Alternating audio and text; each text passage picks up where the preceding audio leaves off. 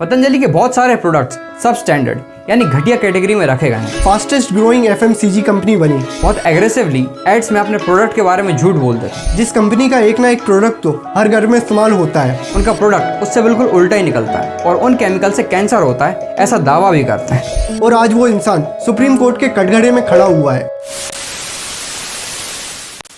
एक ऐसा इंसान जो गरीब किसान के घर पैदा हुआ और अपने जन्म के कुछ ही सालों बाद उस लड़के का आधा शरीर पैरालाइज हो जाता है, लेकिन उस लड़के ने सिर्फ योग और आयुर्वेद के दम पर खुद को सही कर लिया और ये लड़का बड़े होकर एक ऐसा इंसान बनता है जिसने पूरे देश में आयुर्वेद फैलाया, योग सिखाया। एक ऐसा इंसान जिसे करोड़ों लोगों ने इतना प्यार दिया, जिसकी कंपनी इंडिया की फास्टेस्ट ग्रोइंग एफएमसीजी कंपनी बनी, जिस कंपनी का एक ना एक प्रोडक्ट तो हर घर में इस्तेमाल होता है। और आज वो इंसान सुप्रीम कोर्ट के कटघरे में खड़ा हुआ है। हम बात कर रहे हैं योग गुरु बाबा रामदेव जी की, जो सुप्रीम कोर्ट के चक्कर लगा रहे हैं और सुप्रीम कोर्ट ने उनका माफीनामा भी खारिज कर दिया है। पर सबके चहीते बाबा रामदेव आज सुप्रीम कोर्ट में क्यों खड़े हैं, इसे जानने के लिए वक्त में थोड़ा पीछे चलते हैं।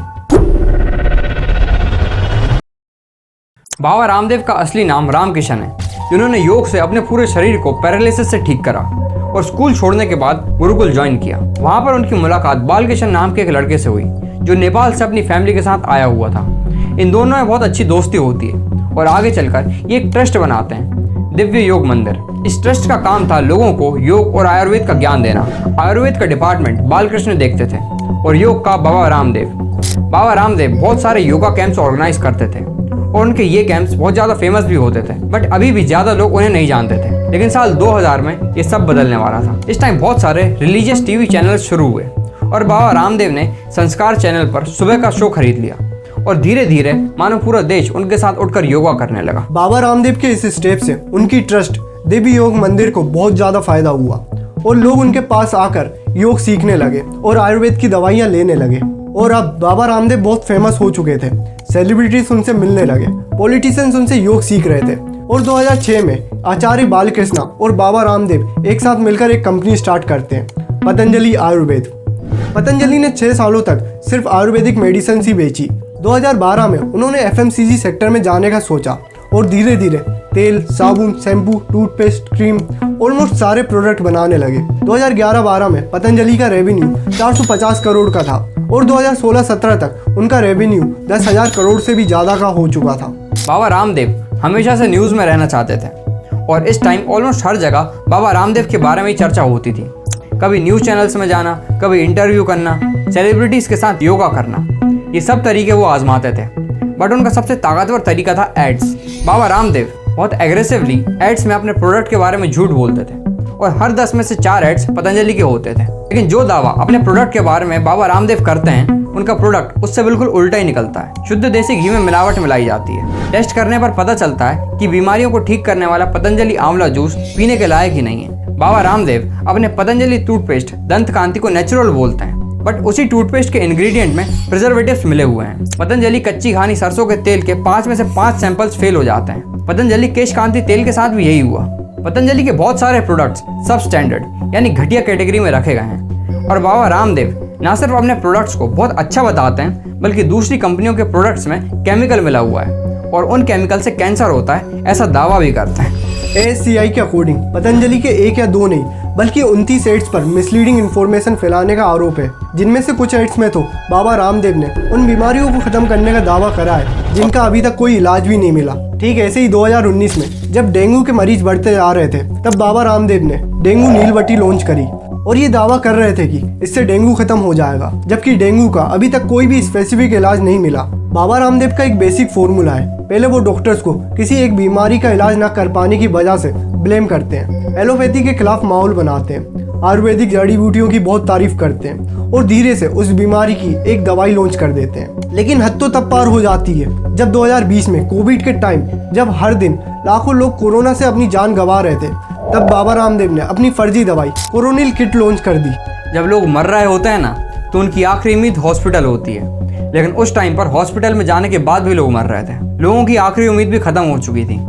डॉक्टर परेशान थे, WHO परेशान, साइंटिस्ट परेशान, सारे लोग परेशान। और तभी इन सब की परेशानी को दूर करने रामदेव बाबा एक प्रेस कॉन्फ्रेंस करवाते हैं और कोरोना की वैक्सीन कोरोनिल किट को लॉन्च कर देते हैं और बोलते हैं कि भारत के लिए बहुत गर्व की बात है कि बहुत रिसर्च और मेहनत के बाद भारत की सबसे बड़ी आयुर्वेदिक कंपनी पतंजलि ने कोरोना की वैक्सीन निकाल ली है। आप सभी इस दवाई कोरोनिल किट को खरीदें। और बहुत गौर करने वाली बात है कि देश में कोरोना की वैक्सीन बन जाती है, लेकिन Ayush ministry, Indian council of medical research और हेल्थ मिनिस्ट्री को भी पता नहीं चलता। जबकि प्रेस कॉन्फ्रेंस में रामदेव बाबा के साथ हेल्थ मिनिस्टर भी बैठे हुए थे। आयुष मिनिस्ट्री का कहना है कि बहुत सारी मेडिसिन का टेस्ट किया जा रहा है, लेकिन पतंजलि की कोई भी दवाई इस टेस्ट में रजिस्टर ही नहीं है। आयुष मिनिस्ट्री ने कहा है कि ना ही हेल्थ मिनिस्ट्री और ना ही हमने कहा है कि कोरोनिल एक वैक्सीन है, और जब तक ये प्रूफ नहीं हो जाता कोरोनिल कोविड का ट्रीटमेंट कर पा रही है कि नहीं, पतंजलि को इसकी एड्स और सेल्स रोकनी होगी। पतंजलि ने अपनी एड्स तो रोक दी बट सेल्स नहीं रोकी, और पतंजलि ने इस कोरोनिल किट से 450 करोड़ का रेवेन्यू जनरेट कर लिया। एडवर्टाइजमेंट का काम उनके लिए कौन कर रहा था? न्यूज़ मीडिया ने चारों तरफ ये बात फैला दी थी कि बाबा रामदेव ने कोविड का इलाज निकाल लिया। ये कितनी बड़ी खबर होगी, आप सोचिए। कोरोना की संजीवनी, कोरोना का दवा।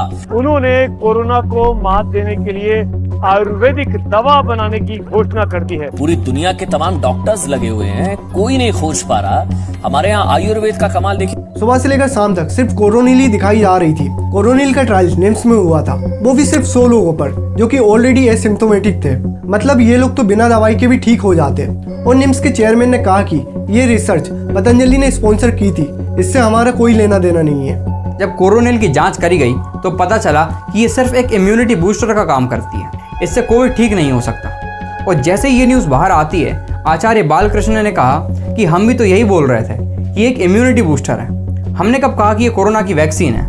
तो हमने दवाई के अंदर तो ये हमने कहा ही नहीं कि ये हम कोरोना को जो है कंट्रोल करते हैं, क्योर करते हैं। हमने कहा कि हमने ये दवाइयाँ बनाई थी, वो क्लिनिकल रिसर्च के अंदर ये दवाइयाँ दे दी, दवाई देने से कोरोना के रोगी ठीक हो गए। तो इसमें इस तरह का कन्फ्यूजन वाली तो कोई चीज़ है ही नहीं। और इससे पहले बाबा रामदेव ने कहा था कि उनकी बनाई हुई दवाई कोरोनिल WHO सर्टिफाइड है। कोरोना का प्रिवेंशन, कोरोना का ट्रीटमेंट, कोरोना के कॉम्प्लिकेशंस को भी डील करने के लिए एक साथ ही कोरोनिल काम करती है। ये इंटरनेशनल पैरामीटर्स हैं, उनके ऊपर हमने जब काम कर दिया तो देश और दुनिया ने मान लिया, भारत ने भी माना और WHO ने भी माना।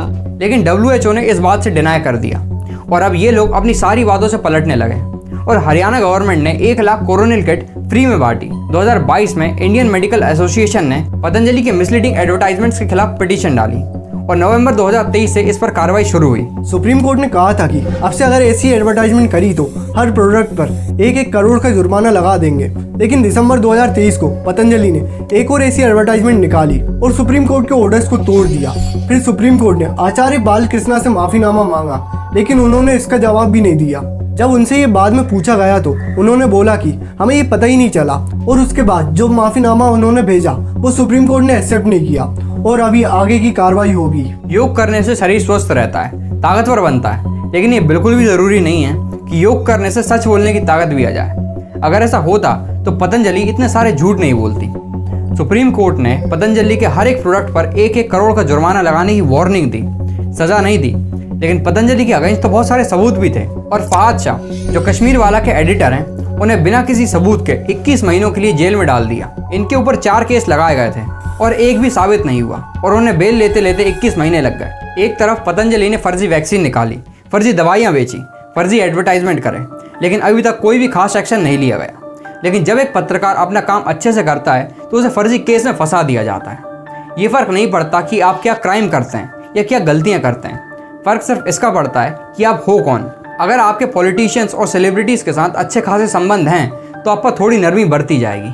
अगर आप अभी तक इस वीडियो को देख रहे हैं तो वीडियो को लाइक और चैनल को सब्सक्राइब करना ना भूलें और अपने ओपिनियंस कमेंट में ज़रूर बताएं। मिलते हैं अगली वीडियो में। धन्यवाद।